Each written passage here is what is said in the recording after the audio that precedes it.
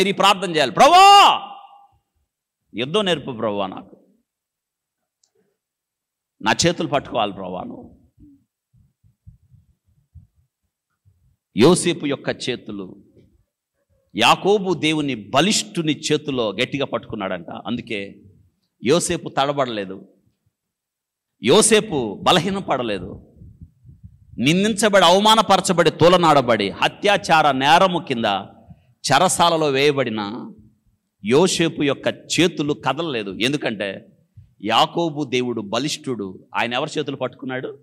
మీకు ఒక విషయం తెలుసా? ఆయన నా చేతులకు యుద్ధమును నా వేళ్లకు.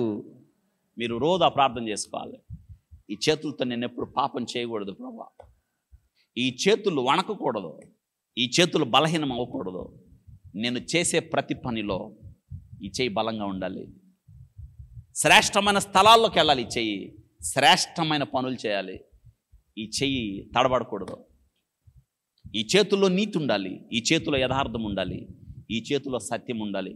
అటువంటి బలాన్ని ఈ చేతులకు నాకు, నా చేతులకు యుద్ధమును నా వేళ్లకు నేను నేర్పు ప్రభువా నీకోసం ప్రార్థన చేయాలి. మీరు టీచర్ అనుకోండి, నువ్వు బోర్డు మీద రాసేటప్పుడు ప్రభువా చక్కగా రాయడానికి చెప్పు ప్రభువా. మీరు టీచర్గా కరెక్షన్ చేస్తున్నప్పుడు ఈ చేతులను పట్టుకో. ఏ వృత్తిలో మీరున్నారో, నువ్వు ఏ పని చేస్తే సరే, కార్పెంటర్ పని చేస్తున్నావా, ఈ ప్రార్థన చేసుకోవాలి. స్కూల్లో అటెండర్గా ఉన్నావా, ఈ ప్రార్థన చేసుకోవాలి.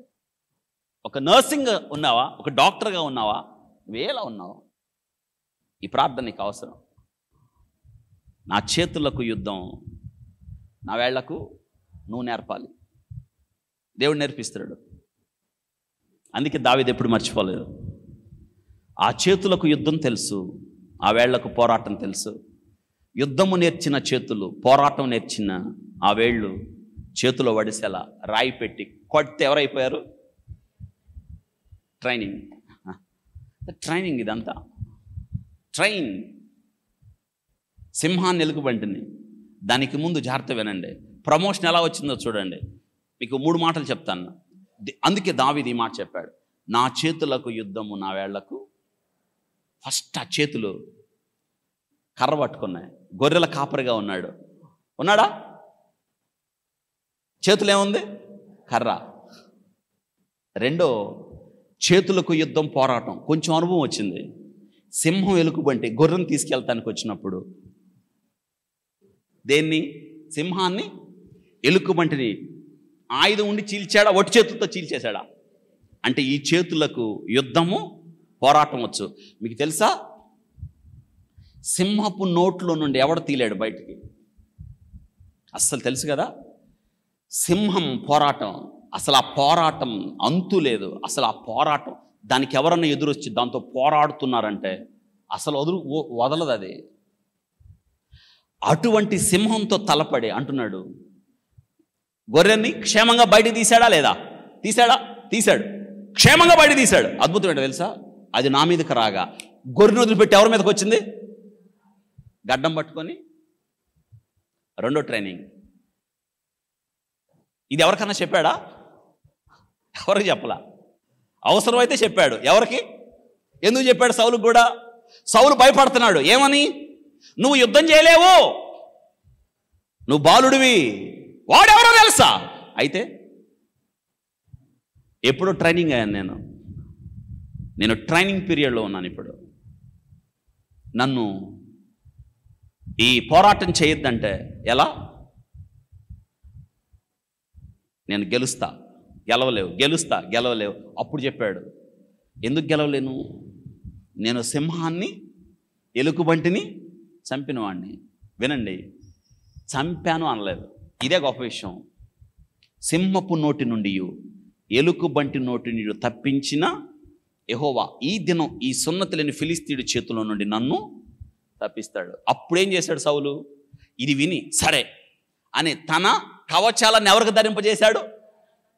చేతికి ఏమిచ్చాడు? కత్తి ఇచ్చాడు. ఎట్టున్నాడు? మునిగిపోయాడు. కత్తి లేపలేకపోతున్నాడు. అంటే కత్తి ధరించే సమయం ఇంకా రాలా. లుక్, వినండి, చేతికి ఏం తీసుకున్నాడు? వడిసెల రాయి.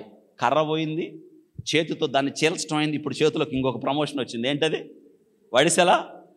వడిసెల రాయి పెట్టాడు, గిరగిర తిప్పి వదిలాడు, అయిపోయాడు. ఎవరు? ఏమి ట్రైనింగు, ఏమి కథ? ఏమా మీకు సూది ఇచ్చి దారం పెట్టమంటే అరగంట పట్టిద్ది. అటు పెట్టి ఇటు పెట్టి, అటు తిప్పి ఇటు పెట్టి వాళ్ళని పిలుస్తావు, ఇది వచ్చి పెట్టని. ఈ వయసులో ఏమైంది? చూపు పోయింది. ఏం చేశారని చూపు పోయింది. నాకు అదే ఆశ్చర్యం అవుతూ ఉంటుంది. ఏం చేయకుండానే, బైబిల్ చదవకుండానే చూపు పోయింది. బైబిల్ ఎప్పుడు చదువుతారు? మన బ్రతుకు ఏంటంటే సూదిలో దారం పెట్టలేని బ్రతుకు మనం. ఇంకా బైబిల్ ఏం చదువుతారు? అందుకే బలము పోకముందే, శక్తి పోకముందే, చూపు ఉన్నప్పుడే ప్రభా నీ బైబిల్ చదువుతాను ప్రభా, కంటత పెడతాను ప్రభా, వాక్యం నేర్చుకుంటాను, నేను ఒక యోధుడిగా మిగులుతాను ప్రభా, నేను ఎన్నడూ ఓడిపోను ప్రభా అని చెప్పాలి దేవునికి. వింటున్నారా?